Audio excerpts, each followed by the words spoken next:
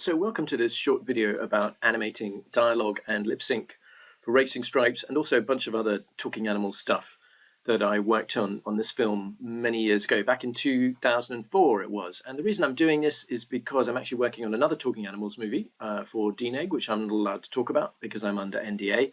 But I've been going back over some of the projects that I've worked on over the years, including Racing Stripes, Underdog, Beverly Hills Chihuahua, and Marmaduke, and just reminding myself of all the challenges that are involved in bringing animals to life, because there's a lot to figure out. So Racing Stripes, this was a live action movie I worked on back in, as I say, back in 2004. It was about a zebra that wanted to be a racehorse, released in 2005. It was a really fun movie, directed by Frederick Duchot.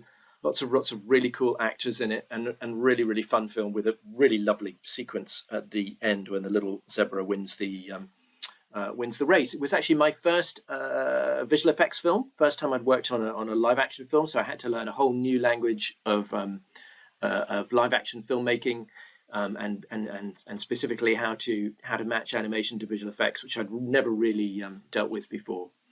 But we had to. Most of the film was, as I say, live action, so we had lots of live action zebras, various other animals as well, and the animation had to be photorealistic. And back in 2004, that's more than 20 years ago, the technology was not nearly as good as it is now, so it was harder to do it back then. I was working at Digiscope in Santa Monica, and we had to do muzzle replacements for the animals, but it was quite limited. We couldn't do full CG heads.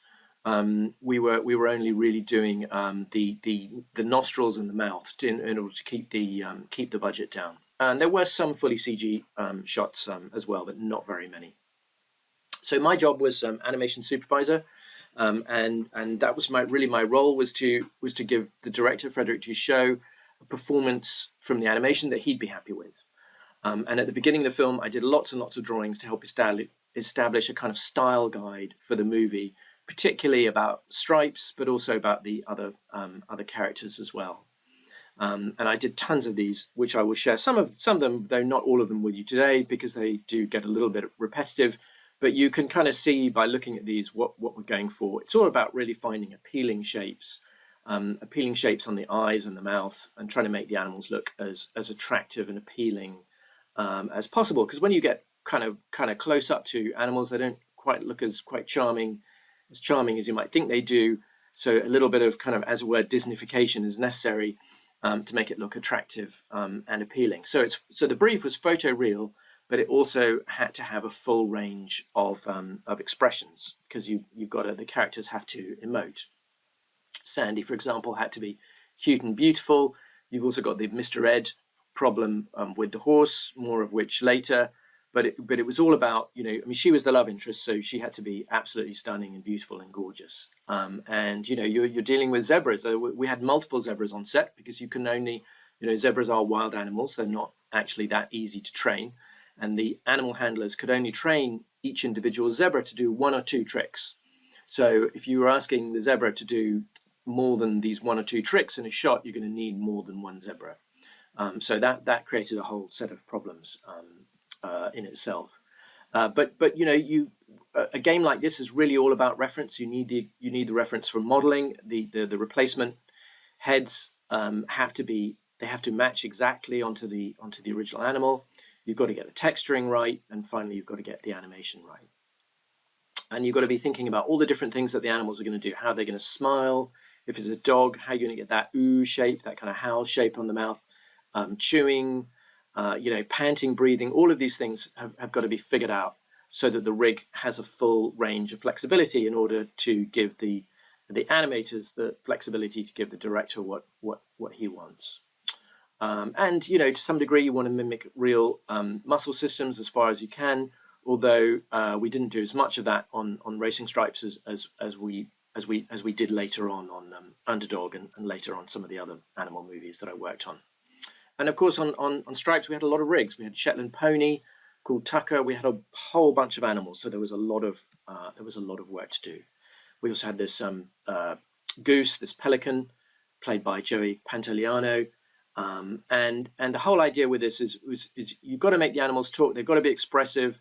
So the muscle structure, you want to get human expressions in there as well, but not so much that it looks weird or kind of creepy. But particularly with eyebrows, humans have very expressive eyebrows. Most animals don't, but you're trying to get a little bit of that in there so that you can get a full range of expressions. So I did lots of these sheets. These are actually not my drawings. These are pulled from some stuff that I was actually given at DreamWorks, because I had come off Spirit, Stallion of the Cimarron, a few years earlier. We had tons and tons of horse reference, which I was able to pull. And I was quite used to, the idea of drawing horses, which have their own range of language, right? I mean, humans, we rely heavily on spoken language, but we also take our visual cues off body language. It's no different with animals. They have a whole range of facial expressions that are unique to them.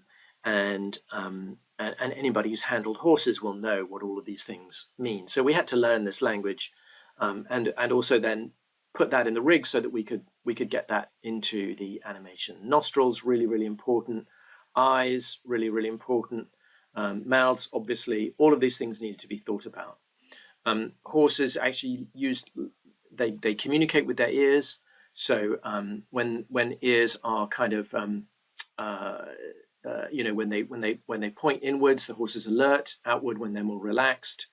And you've got to kind of learn this language. Here's some examples. These are not my drawings. Again, is taken from a book on horses that we had on Spirit, but really, really useful for this, because there were times when we needed to use these ears in order to show what the characters were thinking and feeling. Because this is what horses do. They use their ears to signal stress, signal their emotions.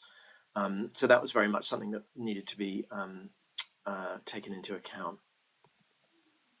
So again, I did lots of drawings.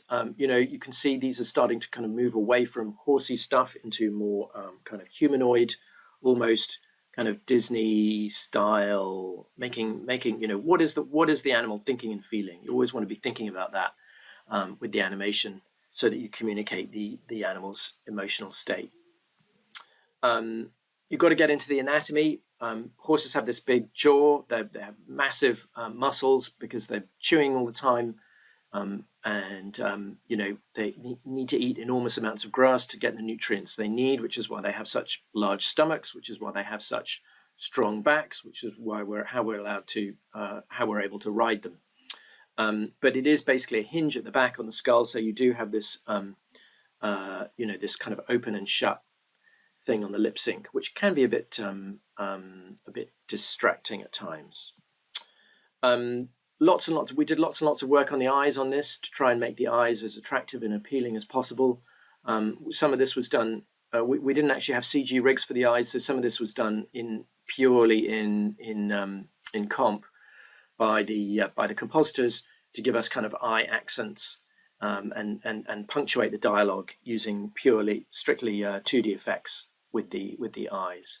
But mainly what we were doing at Digiscope was lip sync. And you've got this kind of the Mr. Ed problem. Mr. Ed was a talking horse from American TV back in the 50s or 60s, I think. And you've got this problem that the audience is kind of looking in two places at once. You're looking at the top of the screen to the eyes and the bottom of the screen to the mouth. And you have this kind of weirdly disjointed thing.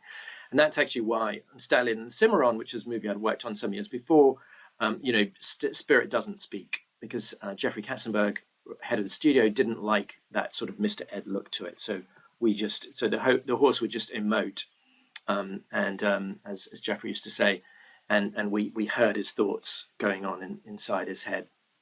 Here was some stuff about phrasing, not using every consonant, every syllable, so it wasn't too chattery. You've got to smooth it out, or phrasing, as it says in the animator's survival kit. And trying to make the mouth shapes as appealing and attractive as possible. Other rules of lip sync: M's, B's, and P's you want to hold for 2 frames. These are not specific to animal lip sync. This is the case for any lip sync you're going to animate. You needed to keep the volumes constant, the shapes nice and clear, so that we're not losing shape, keeping the shapes attractive, appealing at all times, and also that kind of back and forth motion, so it doesn't look like a clapper.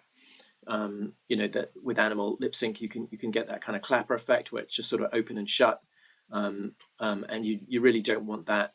So you want more kind of forward and back motion in the mouth, so that you get those nice forward shapes, those ooh shapes, and then back of the mouth e shapes, and then you similar to wide and narrow mouth shapes on humans, and you'll get much more attractive lip sync that way. So the ooh shapes are actually the hardest shapes to organize on the lip sync. And of course, you've got to find the accents. I know you're a zebra. I've traveled the word, remember. Figure out what the accent is in the shot and then really hit that in the dialogue and kind of smooth out the rest. We had a bunch of animals. We also had this kind of crazy rooster played by Jeff Foxworthy. Here, again, we didn't have we were just doing the mouths. We did not have a rig for the eyes specifically. But again, we were able to do that in 2D to kind of use eye blinks so that Reggie was kind of constantly blinking, and we get more out of the facial expressions there. But he was a really, really fun character. But yeah, this was all done in 2D by Fort Fratazio. Did a lot of this work at Digiscope. Did a really, really nice job. We also had Goose, the gangster. Goose, we did really, to avoid the clapper thing on the Goose, we just had him talk out of the side of his mouth, because otherwise it really just would be a kind of kind of clapper effect. And this was done in 2D. He kind of talked out of the side of his mouth like that, like a kind of gangster. And that way we didn't have to open and shut the whole mouth. We just did this with this was a largely 2D effect on the Goose. And then in the end, he has his moment at the end where he hits someone with a big pelican poo. We also had Sandy. She had to be kind of beautiful, understated. She was Stripes' love interest, so she had to be really, really attractive, really, really pretty. So with her, the shapes had to be really, really attractive, really understated. Trenton's Pride could be a bit more. He was the kind of arrogant, kind of jock horse. He's Stripes' rival. Looks down on Stripes, so slightly different kinds of shapes for them. Now the Buzz and Scuzz were really, really fun to work on. These kind of two horseflies. One of them was into rap, one of them was into R&B. And I had this idea that we should, Ali G was really popular at the time, so that they would be doing these kind of gangster moves, and also that they would, so they were kind of gangster flies, but also at the same time they had to behave like real flies, right? So when they, and flies, it's kind of weird when you're animating flies, because all the things that you think you're going to need that you would normally have in animation, you don't have, like slow ins and slow outs. You don't have. We put in kind of random bad in-betweens, and they would just kind of pop from one pose to another, like really super snappy, like literally no in-betweens at all, because flies basically have no weight. They're so light. And they also had to do these kind of fly activities. Flies are cleaning themselves all the time. We think of them as very dirty animals, but if you actually watch them, they're constantly cleaning themselves. They're rubbing their face with their forelegs. They kind of rub their back legs together. So Hybrid or Hybrid in Montreal, they did all the work on Buzz and Scuzz. They did an absolutely marvelous job, always getting those kind of fly-like behaviors in the animation, so that they always felt like real flies. And I did lots of expression sheets for them as well, they came out really well. Probably the best animation on the movie, arguably. It's certainly what got noticed by the press. So that was really, really fun to do. Great fun on the flies. More full animation there, not muzzle replacement. We also had to do Franny the goat, played brilliantly by Whoopi Goldberg. Again, you've got the sort of hinge on the mouth. You also got the slightly weird eyes on goats, because they have these rectangular eyes. So it's a little harder to make it kind of beautiful and pretty. But again, working hard to get really attractive shapes on the mouth, and make the overall performance as attractive as possible. Now, the movie didn't do that well at the box office. I remember there were sort of blizzards when it came out in January, so no one was going to the movies. But we did get really nice reviews for the animation, especially Buzz and Scuzz, and it was a huge pleasure to work on. Really, really fun film. I do recommend it. And it was really certainly where I got to learn my craft of working on animation in the visual effects pipeline.